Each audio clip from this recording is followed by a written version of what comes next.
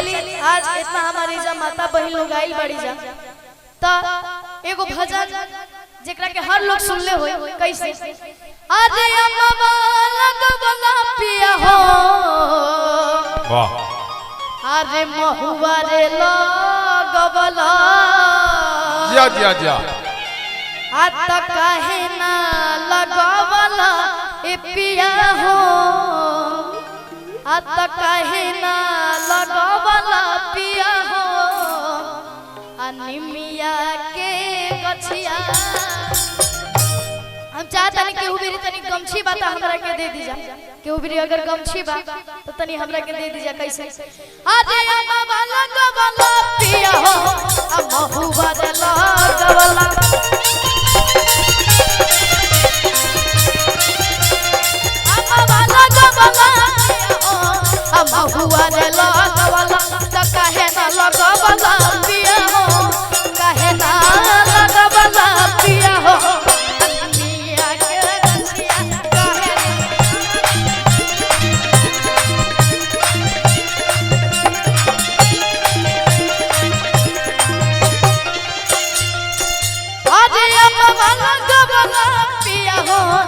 महुआ रे लगवला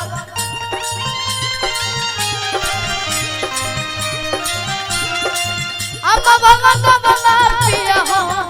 महुआ रे लगवला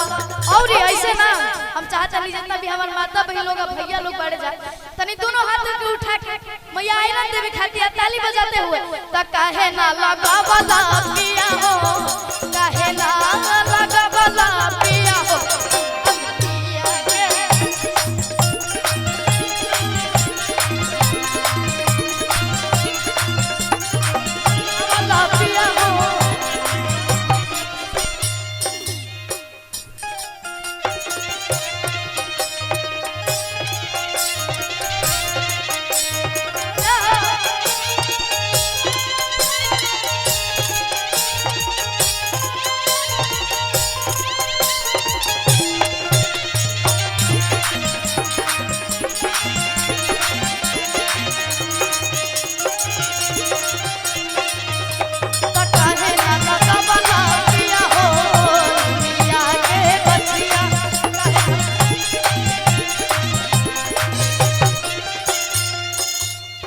हमारे के घरवा दुवरवा हो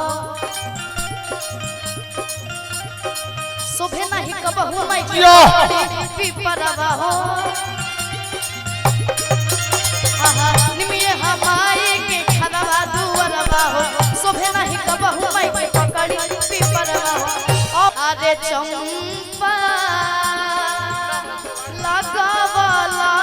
ए पिया हो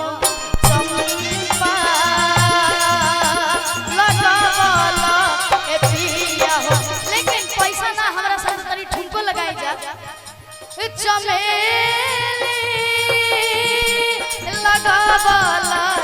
पिया हो अरे चंपा लगवला पिया हो